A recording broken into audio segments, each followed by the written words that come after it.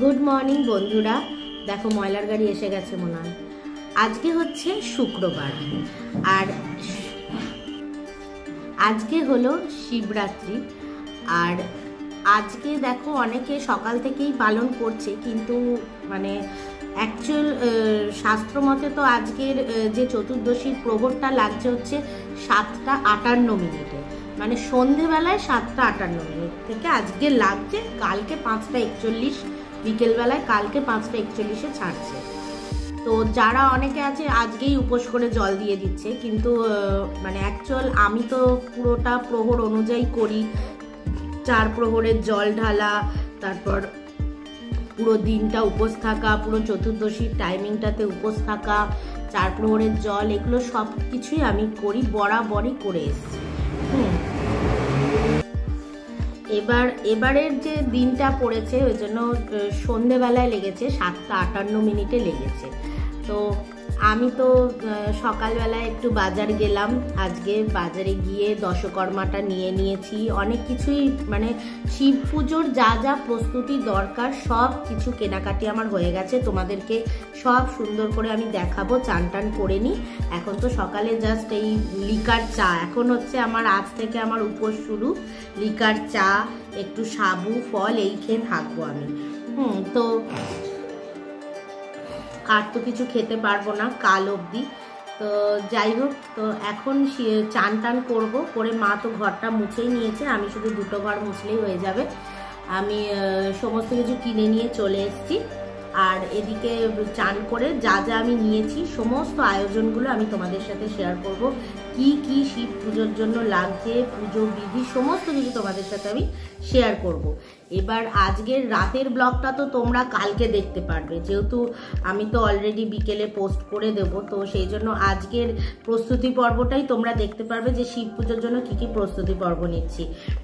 আর মহাশিবরাত্রির যে পুজো বিধি নিয়ম যেভাবে আমি পালন করছি সেগুলো তোমরা কালকে দেখতে পাবে। তো এই আজকের আমার সকাল থেকে শুরু হলো রুটিন। তো যাই হোক, এখন তো এই একটু লিকার চা খেলাম, না হলে তো আর এনার্জি পাবো না সারাদিনের। তো এবার এই চান টান করে তোমাদের সামনে আবার হাজির হব। চলো। এই ফাঁকে মা একটু ঘরটা ঝাড় দিয়ে পরিষ্কার করে নিচ্ছে। আর দেখো চার্লিটা শুধু কোলে থাকতে চাইছে। এই দেখো বন্ধুরা, কি দুষ্টু করছে চার্লিটা। ওকে কোলে নিয়ে আমাকে কাজ করতে হচ্ছে, দেখছো? ওকে কোলে নিয়ে আমাকে সমস্ত কাজ করতে হয়। মেয়ে একটু বেরিয়েছে শিবরাত্রির জিনিসপত্র কেনার জন্য, আর এখন ওকে আমাকে কোলে নিয়ে নিয়ে কাজ করতে হচ্ছে, নইলে নাইটি ফাইটি টেনে ছিঁড়ে দেবে।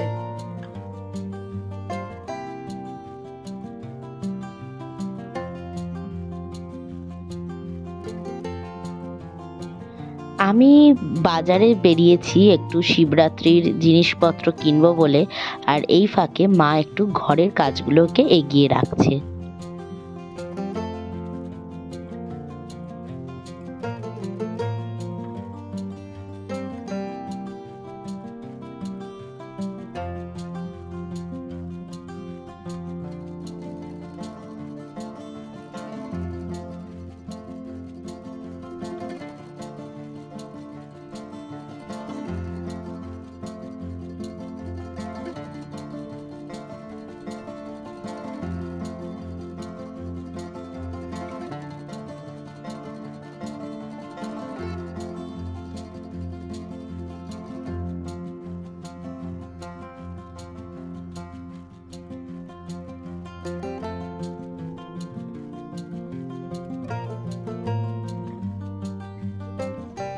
বাজার থেকে এসেই ঝপাঝপ আগে মা দেখলাম অনেক কটা ঘরই মুছে নিয়েছে। আমি বললাম দাও আমাকে, আমিও কটা মুছে নিই। তো আমিও 2টো ঘর মুছে নিলাম, নিয়ে চান টান করে চান করে নেবো এবার। আর বাজারে কি কি কিনলাম সেটা তোমরা দেখো। আমি তো বেরিয়ে পড়লাম, আর ওই দেখো সকাল সকাল তোমাদের দেখালাম গাড়ির ওপরে একটা ডগি কি সুন্দর বসেছিল। তো আমি তো বেরিয়ে গেলাম। বেরিয়ে এখন প্রথমে যাব দশকর্মার দোকানে, গিয়ে কিছু জিনিস কিনে নেব।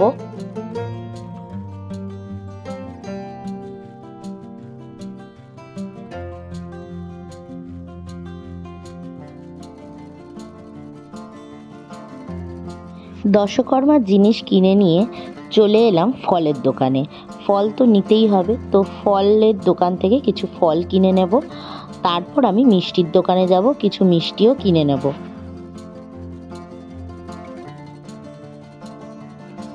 চলে এলাম মিষ্টির দোকানে। দেখো কত ধরনের মিষ্টি রয়েছে। তো আমি খুব 3 রকমের মিষ্টি নিয়ে নেব।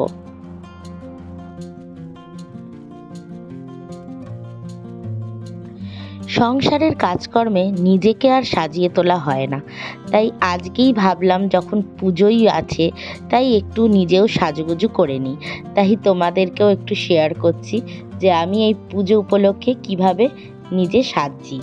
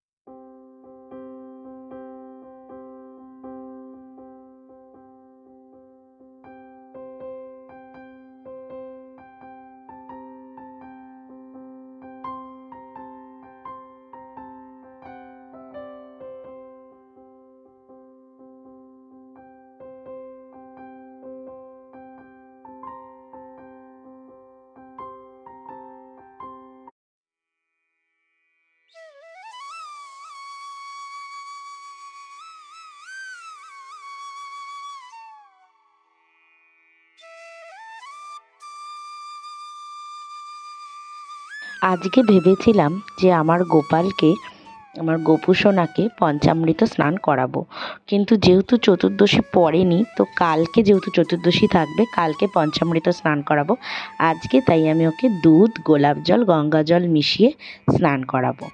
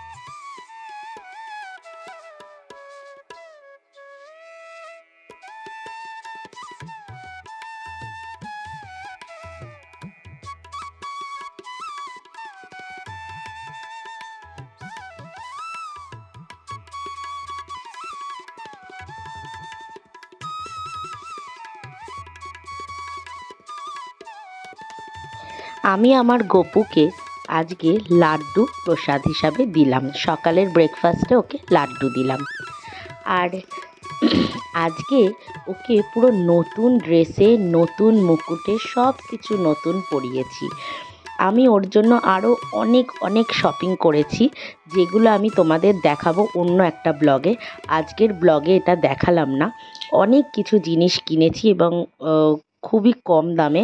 আমি সেগুলোরও একটা ব্লগ বানাবো, তোমাদেরকে দেখাবো। আর ওই জন্য আজকে আমি ওকে নতুন জামা, নতুন সব কিছু পরিয়েছি। খুব মিষ্টি লাগছে আজকে আমার গোপালকে। তোমরাও একটু দেখে বলো যে আমার গপুকে কতটা সুন্দর লাগছে, কেননা অনেক কিছু দিয়ে নতুন সাজিয়েছি, নতুন হার, কঙ্কন সব কিছু পরিয়েছি। তোমরা অবশ্যই বলো যে কেমন লাগছে আমার গোপুসোনাকে। এখন চলে এলাম আমার গোপুসোনার জন্য একটু পায়েস বানাতে। দুধ এনেছিলাম আজকে, সেই জন্য আমি গোপুসোনা একটু পায়েস বানিয়ে দিচ্ছি।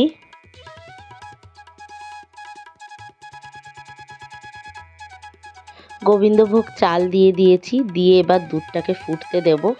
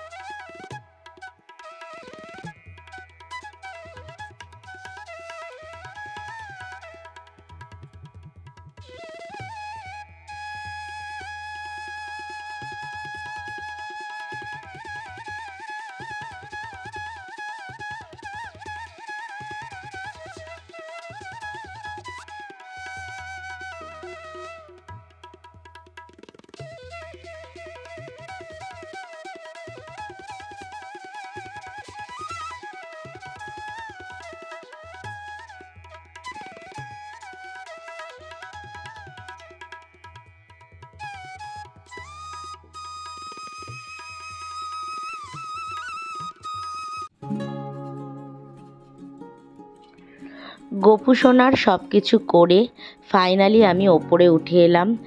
আর ওপরে পুজো দিতে যাওয়ার আগে মা বেশ কিছু জামা কাপড় কেচে নিয়েছিল, তো সেগুলোকে আমি একটু মেলে দিচ্ছি।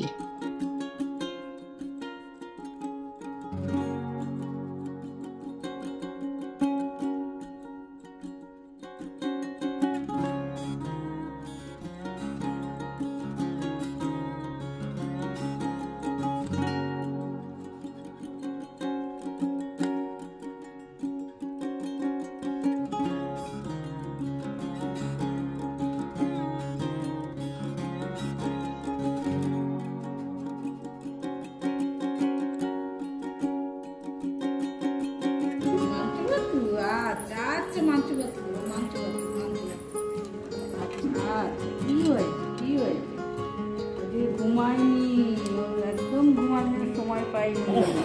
পাহারা দিতে হয়েছে না দুজনকে, বড় দায়িত্ব। ঘুমায়নি তো ওই জন্য একটু দুষ্টু হচ্ছে, দুষ্টু করছে। বলে বাবা এরকম করে না, এত রাগ করলে হয়? তুমি এত রাগ লেগে যাও?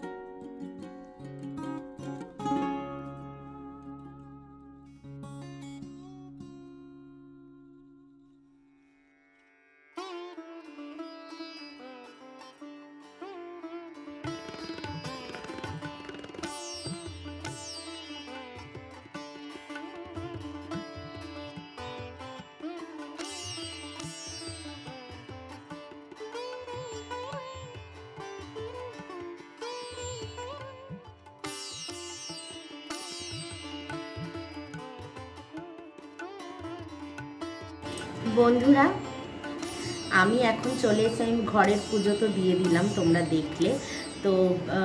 এখনও তো শিবরাত্রি চতুর্দশী পড়েনি, তো চতুর্দশী পড়বে 8টা থেকে, 7:58 থেকে পড়বে, তো ওই 8টাই ধরে চললাম।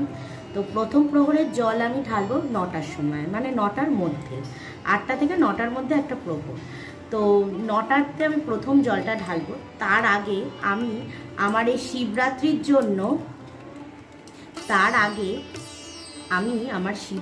জন্য কি কি জোগাড়জান্তি করেছি, প্রস্তুতি পর্ব যেটা আমি আজকের কন্টেন্টে রাখছি, কি কি জোগাড়জান্তি করেছি সেগুলো আমি তোমাদের সাথে পুরোটা শেয়ার করব। আচ্ছা, প্রথমে আমি তো 4 প্রহরেই জল ঢালবো। তো 4 প্রহরের নিয়ম অনুযায়ী প্রথমে যা যেভাবে করতে হয় সবই আমি তোমাদের বলছি।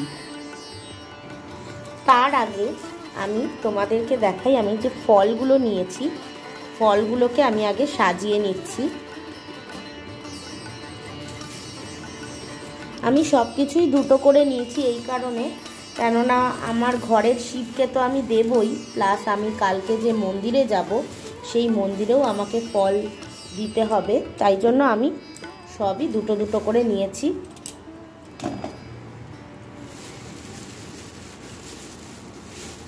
তাই ফলগুলোকে প্রথমে আমি সাজিয়ে নিচ্ছি।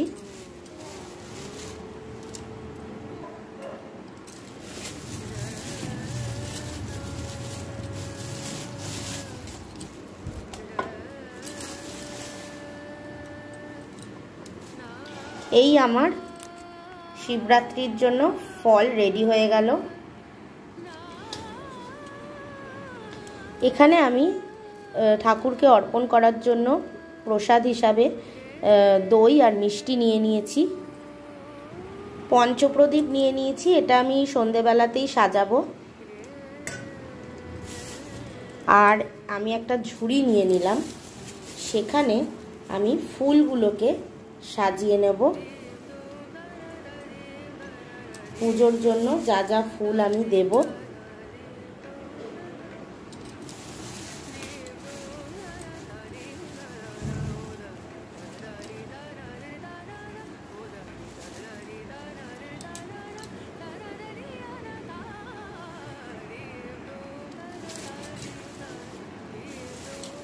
আমি তো আকন্দমালা সকালে একটা পরিয়ে দিলাম, আর এখানে দুটো রয়েছে, এই আকন্দমালা একটা, নীলের মালা একটা।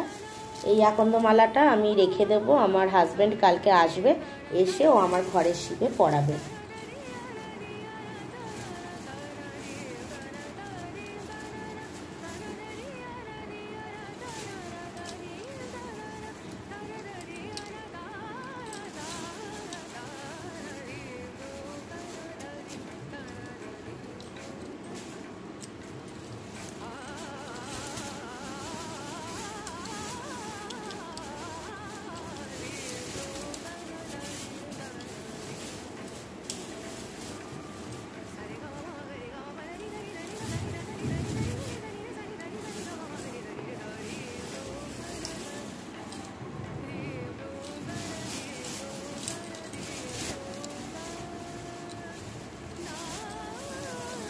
এখানে আমাকে ফুলের কাকিমা অনেক জবা দিয়েছে, জবাগুলোকে আমি আলাদা করে দিচ্ছি, কেননা জবাগুলো আমার কালকের পুজোতে, ঘরের পুজোতে কাজে লেগে যাবে।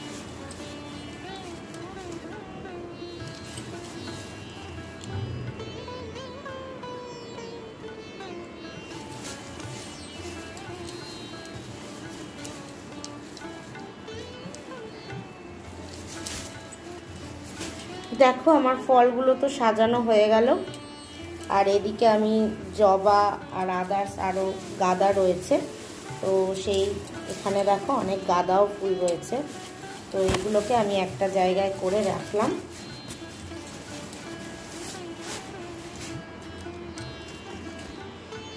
যেহেতু এবারে রাতে পড়েছে না পুজোটা, সেই জন্য মানে রাতেই পড়ে কিন্তু দুদিন ধরে রয়েছে, তো আমাকে ফুলগুলোকে ঠিক করে রাখার জন্য একটু জল ছিটিয়ে দিচ্ছি আমি। তো আমার এখানে দেখো ফল রেডি, পঞ্চপ্রদীপ, মিষ্টি, ফুল রেডি হয়ে গেল। এবার আরও কিছু জিনিস আছে যেগুলো আমি এখানে সাজাবো। প্রথমেই যেটা হচ্ছে দেখো, আমি এখানে 4 প্রহরে যেহেতু জল ঢালবো, তোমাদের বলছিলাম যে ওই জন্য প্রথম দুধ, দই, ঘি, মধু, শর্করা এই 3টে নিয়ে তো পঞ্চামৃত হয়। এবার যারা ধরো 1 প্রহরেই জল ঢেলে দিচ্ছে তারা পঞ্চামৃত স্নান করিয়ে জল ইয়ে করে নেবে, কিন্তু যেহেতু আমি প্রহরে প্রহরে ঢালবো তাই প্রথম প্রহরে দুধ, দ্বিতীয় প্রহরে হবে দই, তৃতীয় প্রহরে হবে ঘি, চতুর্থ প্রহরে হবে মধু। এই 4টে জিনিস দিয়ে আমাকে শিব ঠাকুরকে স্নান করাতে হবে। তো আমি তো এখানে দেখো ঘটে দুধ রেডি করে রেখেছি। তো আমি ভেবেছিলাম আজকে আমার গপুকে পঞ্চামৃত স্নান করাবো, কিন্তু চতুর্দশী তো লাগেনি, তো কালকে আমি ওকে পঞ্চামৃত স্নানটা করাবো। আমি ঘটিতে ইয়ে টিয়ে করার পর, পুজো টুজো করার পর ওই গোপুর জন্য ঘটিতে একটু পঞ্চামৃত করে রেখে দেবো, যেটা কালকে আমি ওকে স্নানের কাজে লাগাবো। যাই হোক, আর তাহলে বলে দিলাম তোমাদের 4 প্রহরে কি কি লাগবে আর 4 প্রহরের জন্য কিভাবে জল দেবে। আর এটা দেখো, দাঁড়াও 1 সেকেন্ড, আমি দেখো এই রেকাবিটা নিয়ে নিয়েছি। এর মধ্যে আমি শিব পুজোর জন্য যা যা লাগে, আমি এখানে একটা ধুনোর প্যাকেট নিয়েছি, বিভূতি নিয়েছি, বিভূতি তো লাগবেই, পুজোতে তো সবসময় শিবের পুজোয় লাগে। এখানে নিয়ে নিয়েছি সিদ্ধি, যেটা আমি দুধের সাথে মিশিয়ে দেব। এখানে নিয়ে নিয়েছি কলকে, এখানে আমি লাল হলুদ সুতো নিয়ে নিয়েছি, আর নিয়ে নিয়েছি 2 গোটা সুপুরি, 2 হরিতকি, আর রইল ঘি। এই হয়ে গেল। আর আমার কাছে মধু ঘরে আছেই, তাই আমি আর দোকান থেকে কিনিনি। এই হয়ে গেল আমার মধু। তাহলে আমার শিব পুজোর আয়োজন রেডি।